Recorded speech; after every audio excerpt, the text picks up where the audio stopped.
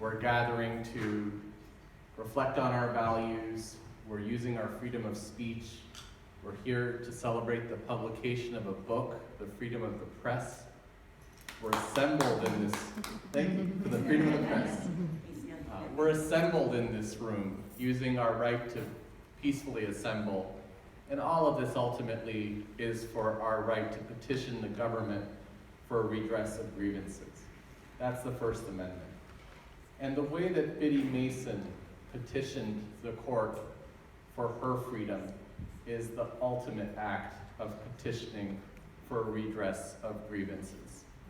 This book is beautiful, this book is amazing, but what I want to do is speak to this series, Fighting for Justice. I became acquainted with Heyday 10 years ago when I had just come to the ACLU of Northern California as the executive director.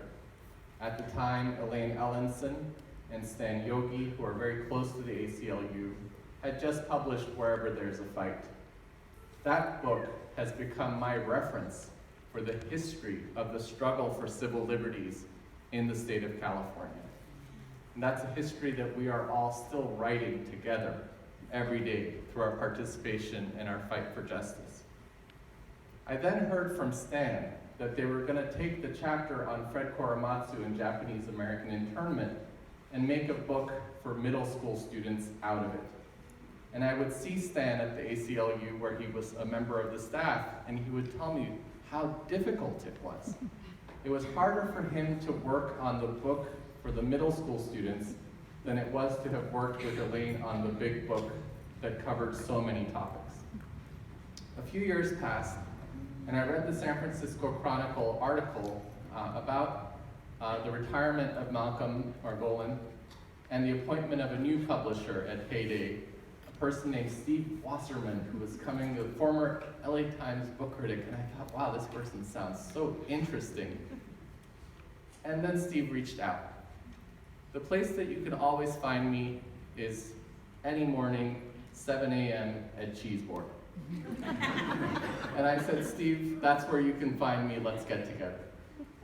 He came and he brought with him a brochure, and it was the vision for the Fighting for Justice series. The first book was gonna be about Fred Korematsu, and the second book was gonna be about Biddy Mason. Fred Korematsu was a client of the American Civil Liberties Union of Northern California, so it was natural that we would be enthusiastic supporters of that book. That book is a gift to our community, to young people, adults, to seniors, to everyone, to preserve and tell the story of Fred Korematsu. It was a no-brainer for us to support that book, and Candice and I were fortunate to be in a position to help purchase enough copies to send to every middle school and every public library on behalf of the ACLU so the children of California, the intended audience, could read that book.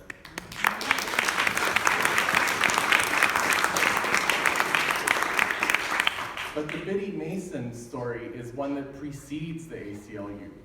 It's not a case that the ACLU was around to fight, though we would have been honored to. But it's a case that sets the foundation for everything that the ACLU is able to do, because Biddy Mason's story is part of the struggle for the abolition of slavery. And out of that abolition came the 14th Amendment of the United States Constitution.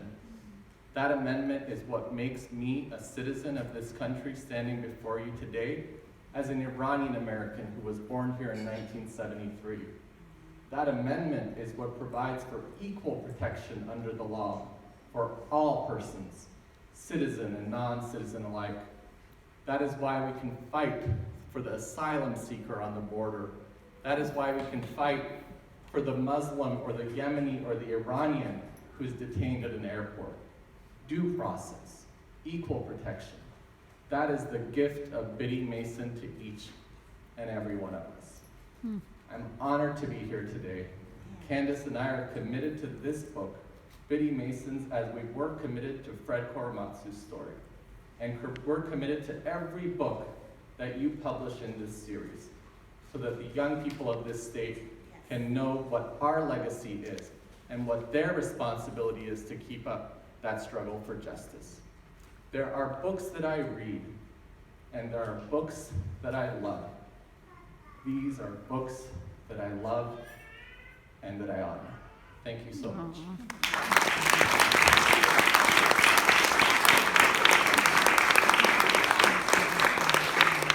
That's my boss, aren't I lucky? I go to work every day and I'm so honored to work with this man, so thank you, Abdi. So Biddy Mason, Laura asked me, talk for 2 to 5 minutes about what you love. So I'm going to do that, and then I'm going to talk about something else as well. But what I loved about this book were several things, and one is the first point made, one of the first points made, is that to remind us that history doesn't always include everyone's story. And that's so, so true when it comes to the story of African Americans in this country. We are so underrepresented and misrepresented. I also love the beautiful illustrations, the profound side notes. Oh my goodness, I would, just imagine reading this as a young person and learning so much history that hasn't been taught in schools. The vibrant colors, I so appreciated that there's so much color, and it's so reminiscent of the colors of Ghana and kente cloth, and I just love that. The introduction to us about Biddy Mason. I knew nothing about Biddy Mason before we came to hear about this book being done by Heyday. I had no idea, and I'm old, so it's a shame that I didn't know about that. But now a theme that's really central to me about this book is the theme of making a way out of no way. And this is a phrase that comes from somewhere, and I'm not sure where, but it came to me thinking about, that's Biddy's story. That's the story of African Americans in this country. Somehow we have made a way out of no way.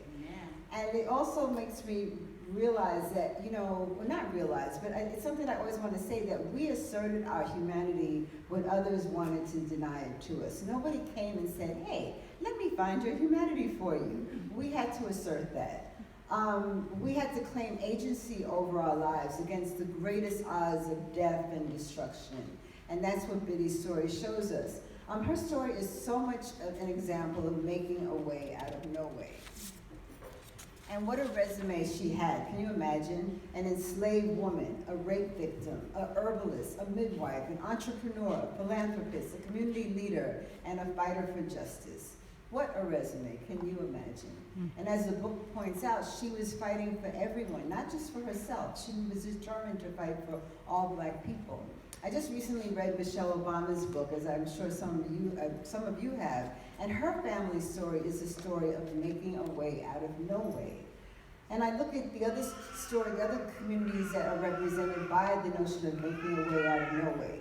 Chinese who worked on the railroads, the Japanese who were interned, Mexicans who are farm labor. They all make a way out of no way because nobody hands it to them.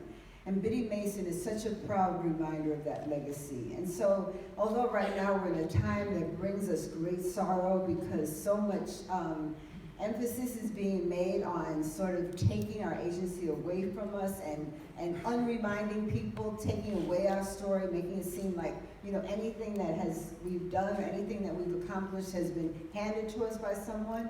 Our resilience has been proven over and over again, and I know we will continue as Biddy Mason did to make a way out of no way. So thank you.